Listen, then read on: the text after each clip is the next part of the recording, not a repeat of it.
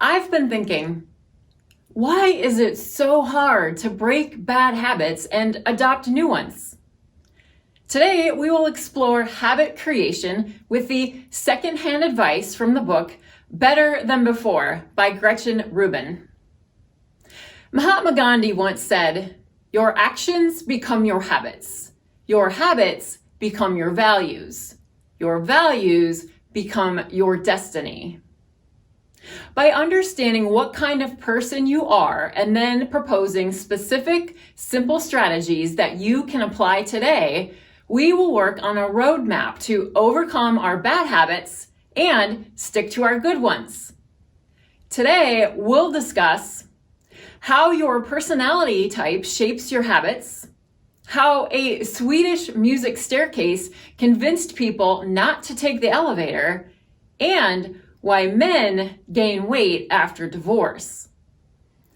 It's been said, know thyself, which certainly rings true when it comes to overcoming bad habits or creating good ones. 4 personality types determine how we deal with habits. When you're an upholder, it is simple to react to your own expectations and those of others. You have an extensive to-do list that gets completed every day, but you can procrastinate when there are no cut and dried rules. If, for example, going to the gym is on the calendar, an upholder also goes when the weather is lousy or tired from work. But if it's not on the calendar, she'd most likely skip it even if the weather is perfect for a workout. The second type is a questioner. They dissect what's required of them and obey only if it makes sense to them. This means that it can take a lot more momentum for a questioner to start a new habit. This type can significantly benefit from exercise apps if they want to start a workout habit. When you see statistical evidence that your workouts are causing weight loss, you'll be more motivated to stick to your gym routine. If you are an obliger, you have no problem fulfilling expectations when imposed on you, but you find it hard to set expectations of yourself. If you find yourself in this category, the best solution is to get an exercise partner who will make you accountable for going to the gym. The last type is the rebel, and just like the name implies, you oppose all demands, whether they come from other people or even yourself. Truthfulness and your own determination guide you. If you find yourself in this category, you should abstain from using a calendar, if you even have one, and tell yourself that you will work out today, not because you have to, but because it was your good idea and you want to. Once we've established our type, it becomes easier to monitor our habits to maintain the good ones. Most of us suffer from decision fatigue. For many of us, making decisions is hard. For example, when you're at a restaurant and there are so many delicious options on the menu, we can have difficulty deciding. So, when we're trying to adopt a new habit, you have to take the decision-making off the table. Don't make it a choice. Make it an automatic action. Decide today to put all of your workouts on the calendar for the next month, so you no longer have to make the daily decision of whether or not to exercise. Just follow your calendar.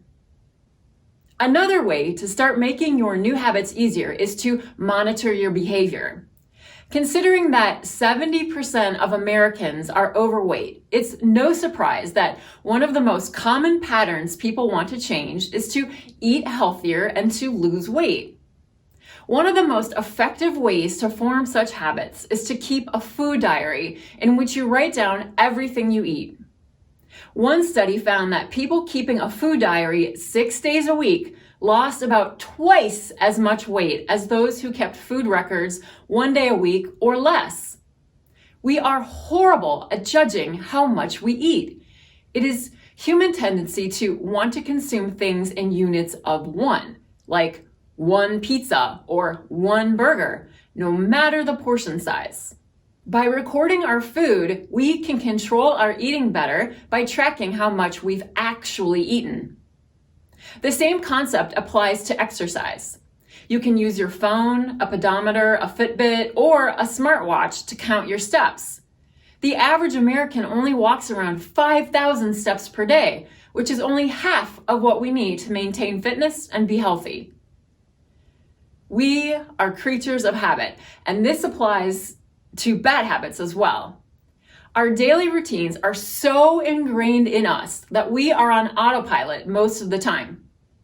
When our patterns suddenly change because of a change in life circumstances, we can take advantage of this new beginning by introducing new habits. When a significant change happens, such as moving, starting a new job, or even finding a new partner, our routines are suddenly shaken up or even disappear entirely. This is an ideal time for creating new and better habits. In fact, a study done of people who wanted to change their diet, 36% of those who were successful had recently moved to a new place. Both marriage and divorce can also drastically impact our habits, especially diet and workout routines. It's been shown that divorced men often gain weight, while women are the ones who tend to gain weight after marriage.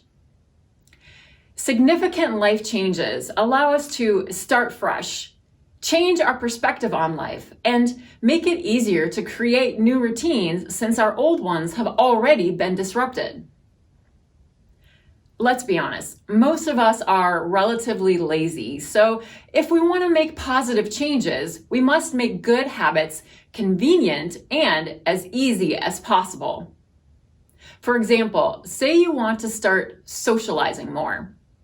If you have to make arrangements and coordinate your friends' schedules every time you want to go out, you'll often end up staying home because it's too much trouble. A way to combat this is to join groups that meet regularly, like a book club or a hiking group. These groups minimize the effort needed and mean you'll more likely stick with them.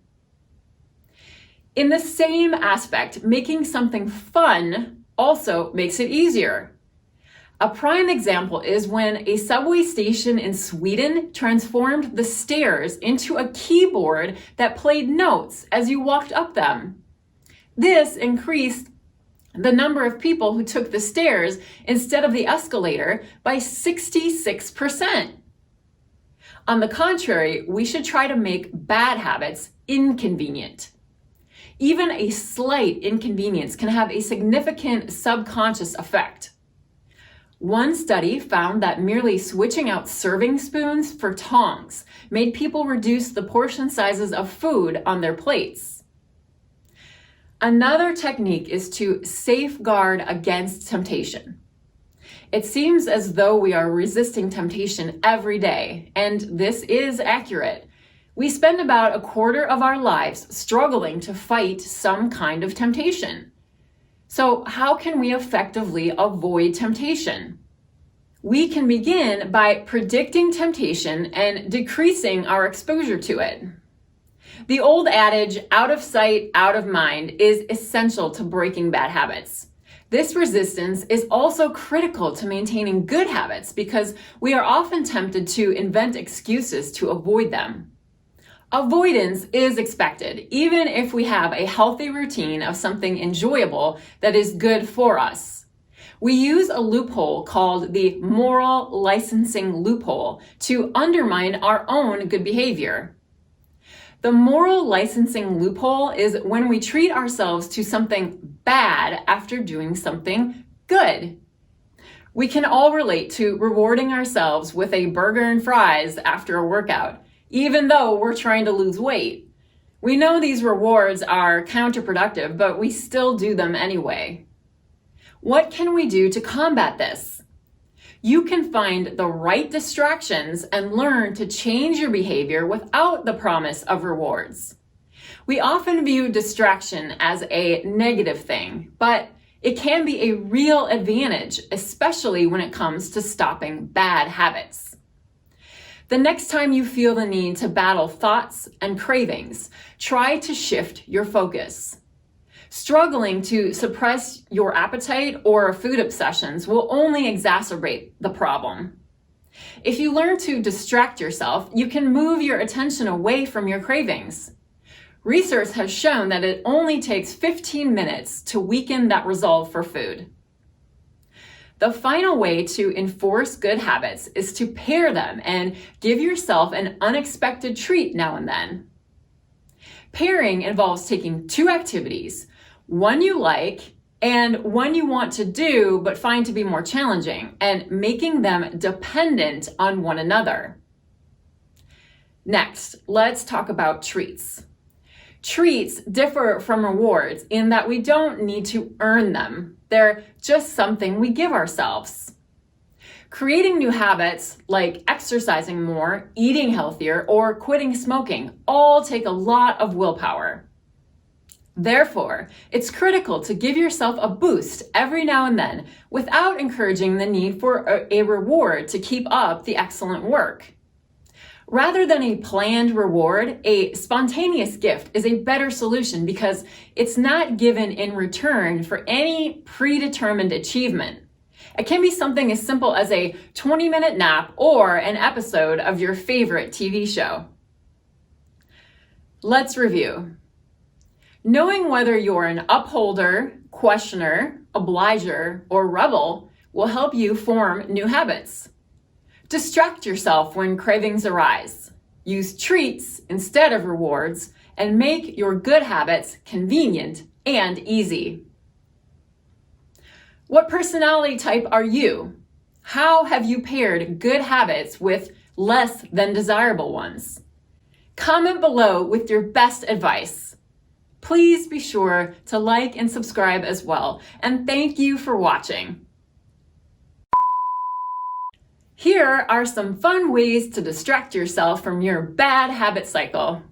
Don't worry, these suggestions are lockdown friendly. Find a good show to binge watch.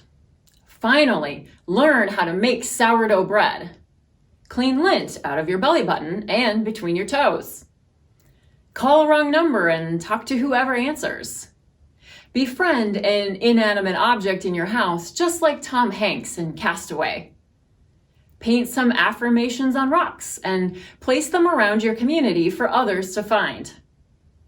Finally, write your name in permanent marker on all your underwear, and just for grins, put a different name on your sexiest pair.